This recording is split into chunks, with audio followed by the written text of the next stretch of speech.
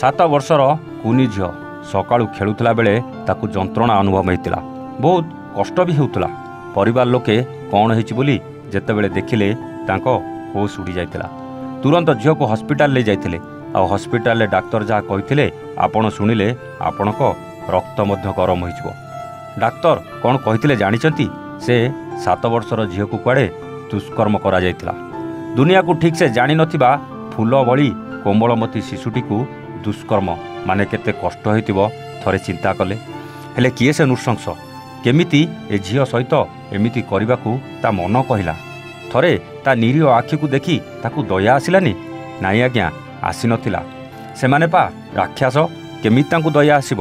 ପୁରା କଥା ଜାଣିବା ଆଜିର ଏ ହୃଦୟ ବିଦାରକ କାହାଣୀରେ। हेलो हाय नमस्कार स्टोरी विथ प्रतापर आउ एक नुआ कहानी को आपण को स्वागत। पुरी जिला पिपिली अंचलर ए 7 वर्षर झील गाँ दांडे खेलुला। आउ से समय रे गाँ भीतर को साइकेल किसी जिनिस नहीं बिकवा आसला यही बंगाली फेरीवाला। 7 वर्षर झील गाँ दांडे खेलुला बेले फेरीवाला को देखी दौड़ी जाइथिला। रंग बेरंगर रबर बैंड देखी तार इच्छा होता नेबाकू। झील घर को जाई माँ पाखरू पैसा आने को जाऊला बेले फेरीवाला कहितला मु जा कहबी जदि तू करिबू मु तते रबर बैंड देबी। निरीह छुआटे कौन पा जानिथिला रबर बैंड नेबाकू सबू हाँ करदेला। किंतु से कौन जानिथिला ए राक्षस ता सहित एमिति करिवो बोली। से राक्षस फेरीवाला जेतेबेले से छोट झीटी उपरे झांपी पड़ी निज देहर भोक मेंटाउथला सेतेबेले से झील को बहुत कष्ट होउतला।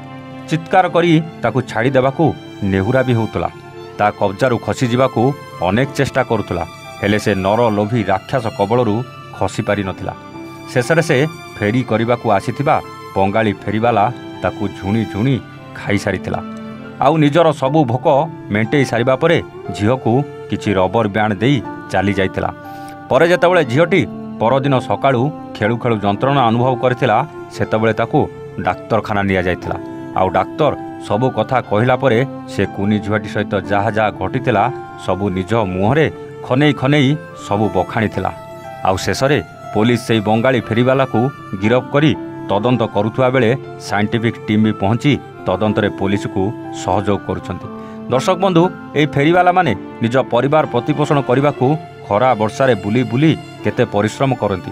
किंतु एई भली केते जण फेरीवाला पई आज एमानक उपरू भरोसा तुटी जाउछि।